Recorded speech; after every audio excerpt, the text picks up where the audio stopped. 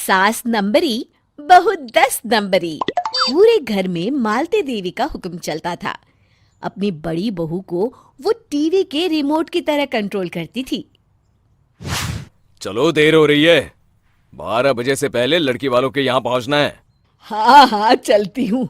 मैं तो भगवान से बस ये दुआ कर रही हूँ कि जिस तरह मेरी बड़ी बहू मेरी मुट्ठी में है, उसी तरह मेरी छोटी बहू भी मेरे इशारे पे नाचे। अरे भगवान, भला इस घर में किसकी हिम्मत है जो तुम्हारे खिलाफ जाने की हिमाकत करे। इस तरह मालती देवी अपने छोटे बेटे की भी शादी कर देती हैं। मालती की छोटी बहू फैशन डिजाइनर का कोर्स करके आई थी। उसका सपना था कि शादी के बाद वो अपना खुद का बुटीक खोले।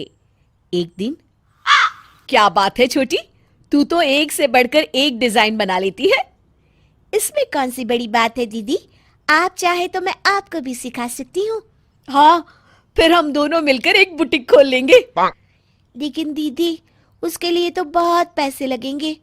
हाँ तो क्या हुआ, पैसे माँ जी से ले लेंगे। हाँ हाँ, मेरे पास तो पैसों का पेड़ है ना, तोड़ के तुम दोनों को दे दूंगी। मेरी एक बात अच्छी तरह समझ लो, मैं तुम दोनों को एक ढेला भी नहीं देने वाली। बड़ी आई बुटीक खोलने वाली। ये आप क्या कह रही हैं माँ जी? आप हमारी मदद नहीं करेंगी तो कौन करेगा? अरे अगर बुटीक खोलने का इतना ही शौक है तो अपने माँ बाप से पैसे क्यों नहीं मांग लेती? मेरे पैसों पर क्यों आंख गड़ाए बैठी हो तुम दोनों? इस तरह अपने इरादे स्पष्ट करके मालती देवी वहां से चली जाती है।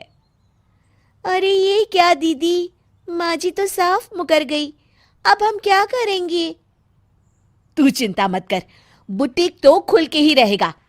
कहते हैं कि घी जब सीधी उंगली से नहीं निकलता तो उसे उंगली टेढ़ी करके निकालना चाहिए। माँ जी अपने आप को समझती क्या है? पूरी सोसाइटी जानती है कि माँ जी ने अपनी सास को घर से निकालकर उनकी दौलत पर कब्जा कर लिया है। हाँ दीदी, अब तो जैसे को तैसा करना पड़ेगा।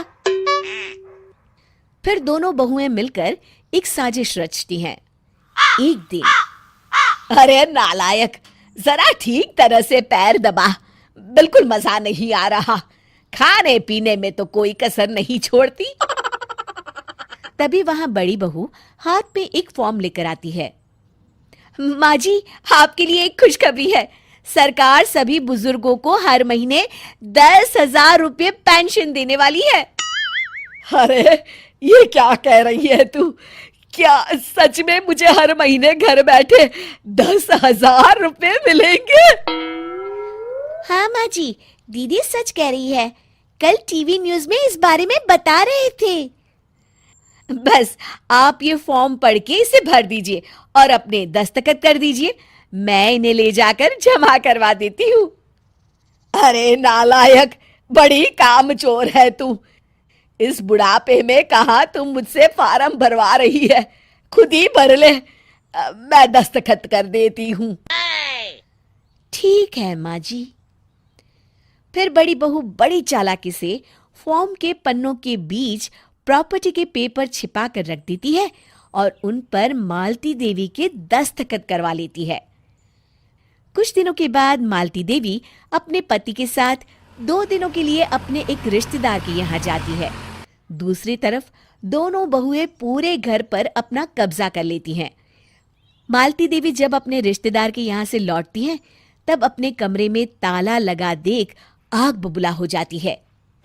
अरे नालायको, मेरे कमरे में इतना बड़ा ताला किसने लगाया है? माँ जी, ये कमरा तो मैंने अपने बेटे रोहन को दे दिया है और आज से आप बाहर कोने में जो छोटा कमरा बना है ना, वहां रहेंगी। अच्छा, मैं उस सड़ेले कमरे में रहूंगी है? तेरी ये कहने की हिम्मत भी कैसे हुई? और मेरी इजाजत के बिना मेरा कमरा देने वाली तू होती कौन है? लगता है तू भूल गई, इस घर की मालकिन मैं हूं। तभी वहां छोटी बहू आती है। अरे माँ जी, आप इस घर की मालकिन नहीं है। अब इस घर की नई मालकिन हम दोनों बहुएं हैं। ये देखिए, इन प्रॉपर्टी के पेपर पर आप ही के दस्तखत है। अरे भाग्यवान, ये तुमने क्या कर दिया? दस्तखत करने से पहले एक बार ठीक से पढ़ तो लेती। अरे लेकिन मेरी बहुएं मेरे साथ ऐसा कैसे कर सकती है? अरे तो इसमें कौन सी अचरज की बात है? तुमने भी तो अपनी सास को घर से बाहर निकाल दिया था। टूटा फूटा ही सही, शुक्र करो कि इन दोनों ने कम से कम हमें रहने के लिए कमरा तो दिया। तुमने तो अपनी सास को वो भी नहीं दिया था। आज समझ में आया, जैसी करनी वैसी भरनी। चलो, अपना सामान उठाओ और चलते हैं।